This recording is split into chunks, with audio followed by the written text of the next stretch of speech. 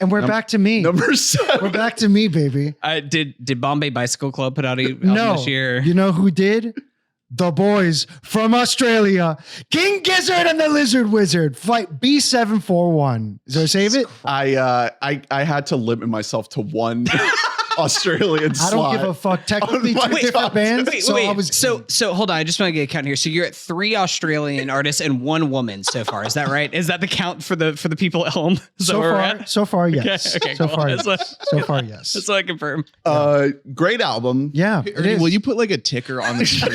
A leaderboard. The Golden Globes had a count of which companies were winning, what the production meter, studios were winning. the Danny feminist meter, and then the Australian meter. The kangaroos just stacking the board. I'm sorry, but coming into the night, Australians were like plus 4.5 over women mentions. Shouts out to the boys. I'll stand up so you guys can If you're not on the YouTube, Danny is wearing a King Gizzard shirt. He saw them live. He's about to see them live again 3 nights in a row at Bonnaroo. So it's a great album. It's the boys this time decided they're getting twangy. They wanted to go blues. Yeah. They wanted to go blues rock. They're getting boogie woogie with it. Yeah. It's a fun album. There's no depth to it. We're not getting deep. We're just having a good time. Jamming. We're hanging with the boys. Yeah. We're chilling. There's a couple cool themes like, taking risks and stuff like that. But it's just a fun album. The whole theme of the album, well, there's a theme throughout, but it's They want to be very American, right? It's very like homegrown Americana kind of. What's the song? Is it Hog Calling Card? It's like when they have like the pig squeals in it. So it's a pig themed airline. I knew that would get him. You guys are not allowed to make fun of Coheed ever again. Listen, this is what I fucking feel like when I'm out here. I'm like, oh, you guys are the pig themed airline. Yeah. My project. There's like a fucking alphanumeric code in the album name. No way, dude. You guys are like Vaxis. What the fuck does that even mean? Yeah. Honey, you've been getting it too hard from these guys. Listen. I'm still allowed to make fun of all of you. Yeah. Wait until you put a fucking Gizzard song or album on your top 10 next year. It's gonna hit. You're gonna get got. You're gonna guarantee you. Like 15 years down the road, you're gonna be at Universal Studios Mardi Gras. And King Gizzard's gonna be playing. Oh my and God. You're gonna be like, wait a sec. Wait, is that what you wish for King Gizzard? Is for them to be relegated to a fucking Mardi Gras act? It happens to everybody. Okay? They're like Sugar Ray. It happens in 15 years. Like 30 seconds to Mars. Yeah, they're like Nelly, like just showing up in Orlando. It's like, oh my God, they're playing the Food and Wine Festival this year. They're going on right after Boys to Men. You're gonna Gin Blossoms. You're gonna see them at Universal Studios. You're gonna be like, wait a sec. Is this the band Danny and Ernest we're talking about all these years? And then you're gonna be like, this is a catchy tune. Okay. And you're not gonna be able to stop.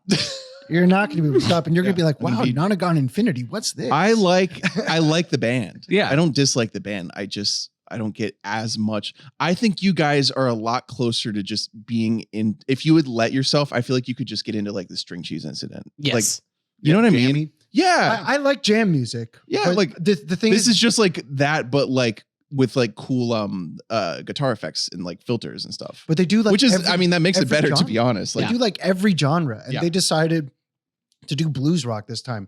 Their last album was electronic.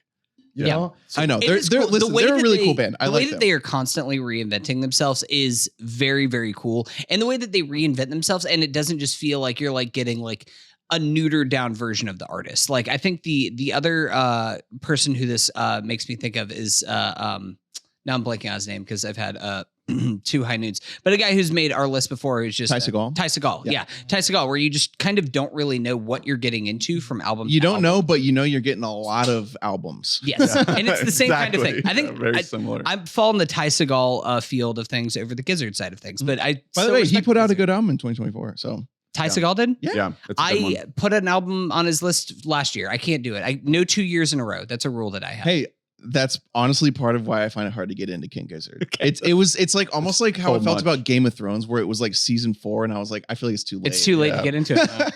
And I know it's good, and everyone talks about it. I'm like, yeah. Yeah. What, am I going to start listening to Fish now? Oh, what album do I start on first or like 72nd? Like, I don't know where to get so it. like, I think with this band is that since they do so many different things, there's really only like like depending on what kind of sound you like, there's really only like a handful of albums that like out of the 20 or whatever that like you'll like be really with. And that's when you start expanding. Once you listen to those 5 and be like, okay, what else have they got? Well, also we should say they started their own label. This is the first album on the new label. And so the Gum Ambrose Kenny Smith album is on that label. Mm-hmm. The Pip-Eye album was also on Pipe-Eye. So I think that for me personally, this album is a little bit just a notch below because you can tell that they're kind of like seeding the field to their friends. And the Gum album, we'll get to it. Like that one to me feels way, way, way more like of a moment. It feels like a big musical moment. This one is just like guys having fun jamming, which is great. They're having fun, and it was one specific moment for me that like when this album like truly clicked. Like I liked it from the get go, but when I was driving in Lake Tahoe listening to this album. And that was kind of like when it was like, okay, like I understand this album, but there's a reason why the Gum album's higher for me because yes, it's a big moment. Kind of thing. Yeah. But you're driving and it's yeah, it's good. It's good. I got the sweats feeling down my spine. 741. All right. Yeah. They say the alphanumeric code in the song. Yeah.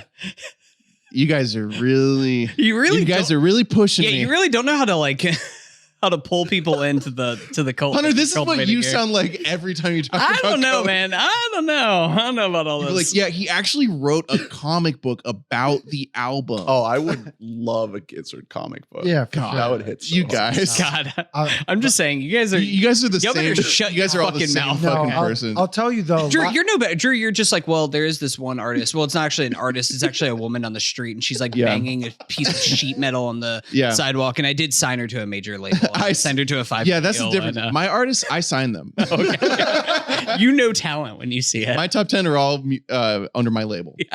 I will say when I did see this band live, like St. Augustine. In St. Augustine, and it really Mitz and I just kept looking at each other like, what the fuck is going on? This is crazy. Like this is too much. King Gizzard and the Lizard Wizard, Flight B741 is Danny's number 7. Hunter number 7.